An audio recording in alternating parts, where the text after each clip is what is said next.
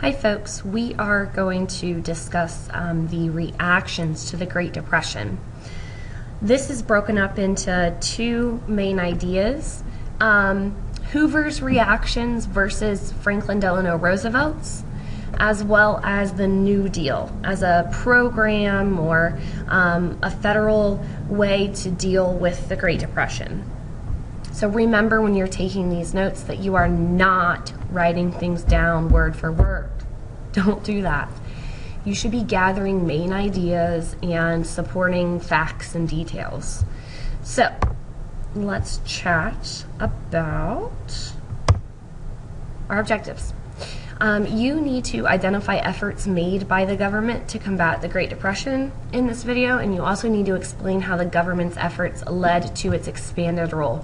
This is a huge idea right here, that the government expands after the Great Depression because of the New Deal. So let's chat about Hoover versus Roosevelt. It's a throwdown. So Hoover is the president when the Great Depression begins, and he really doesn't deal with the Depression well. He believes in this type of rugged individualism. And all that you need to know about that is he thinks that people should deal with their problems themselves. So he also believed that people should help each other out. So he encouraged private charity to help out the poor, the unemployed, the elderly during the Great Depression. So at the end of his presidency, he does start a few programs, passes some legislation. He lowers taxes. He helps farmers out a little bit, and he offers some like emergency loans to banks. But what you need to know is it's too little, too late. He doesn't do enough, and he waits too long.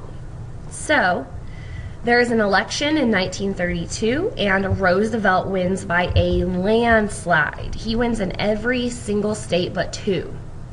Roosevelt runs on the idea of this New Deal with government assistance to help the unemployed.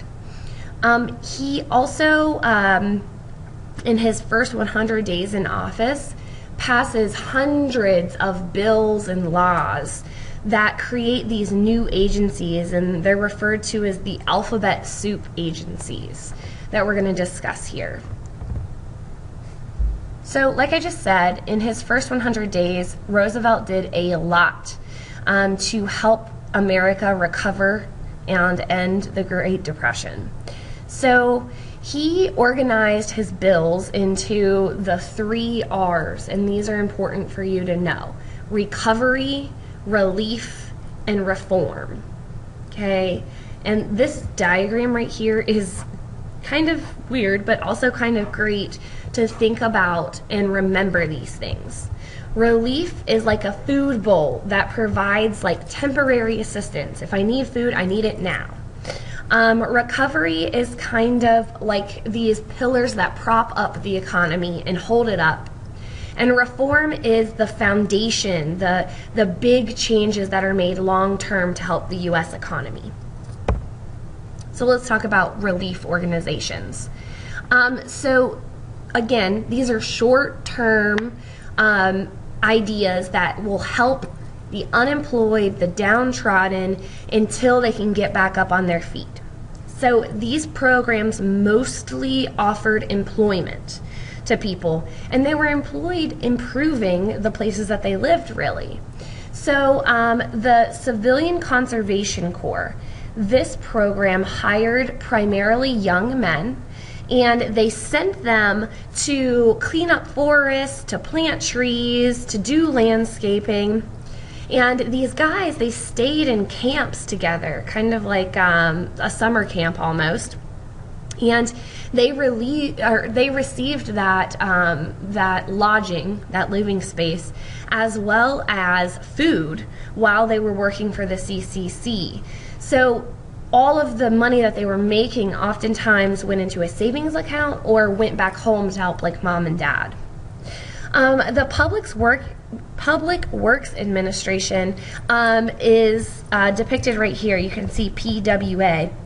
What that did was it hired people to build public facilities. So a public facility is like a post office, a school, a library, a bridge, redoing the roads. So again, this is a way, just like the CCC, to provide employment but also improve the place that these people were living. And then the Works Progress Administration, this mural right here is from the Works Progress Administration, and it's in a library in Cleveland. And what the Works Progress Administration targeted were artists, musicians, people to create artwork and to make places a little bit more beautiful. So anyway, all of these offered short-term relief. They gave people jobs, they helped people make money, and they helped feed people. So the recovery is more like a medium term, like pillars that prop up the economy. You can think about the economy has like fallen down, right? And it needs help standing back up. So the recovery programs, specifically the National Recovery Administration and the Agricultural Adjustment Act, you should think about as like just helping the economy get back on its feet. So here you can see a guy, he's a farmer, and he is receiving a check. So at the beginning, the AAA paid farmers not to grow crops. And then later, the AAA changed its policies because it was weird to pay people not to grow food, right? So what they did was the government would buy all of the surplus farm goods, that agricultural yields, and they would hold them until farmers could get a decent price. And then the National Recovery Administration right here was founded unconstitutional because the government reached out to businesses and it asked them to set specific prices, production amounts, as well as wages. So this seems kind of like a socialist communist program, except these businesses were willing. So here you can see this woman hangs the NRA banner that says, "We do our part." So these businesses were proud to be a part of the National Recovery Administration. However, it was founded unconstitutional later. But these things helped the economy get back on its feet. And then lastly are the reforms. So reforms are long term. These are like the permanent foundations of the house. These things have to be there for the economy to work. So this stabilizes the U.S. economy in the 1930s, and its main idea here is to protect individuals from risk, from economic risk. So the Social Security Administration, this is still going strong today. All three of these actually are. And what this did was it provided unemployment insurance, and it also provides pension for the elderly. So when people retire, they receive monthly payments from the business that they previously worked at and the government. And this happens today. That's how people retire today. So here's a propaganda poster. It says the Social Security Act, as amended, offers greater old age insurance protection to people now nearing retirement age. So this worked because people pay into it. So as you are working at a school, let's say for 30 years, you would be paying into the Social Security Fund, and the business that you work for also pays into that fund. So when you retire, or if you get fired, or a company goes out of business, you have a little bit of money. And that's what that unemployment insurance or that old age pension is. The Securities and Exchange Commission was created to pretty much safeguard the stock market. So when you think about Securities and Exchange Commission, the SEC, you should think about protecting the stock market. And last is the Federal Deposit Insurance Company. I don't know if you guys have been to banks a lot, but if you go to a bank, this is typically on the counter. There's little stickers.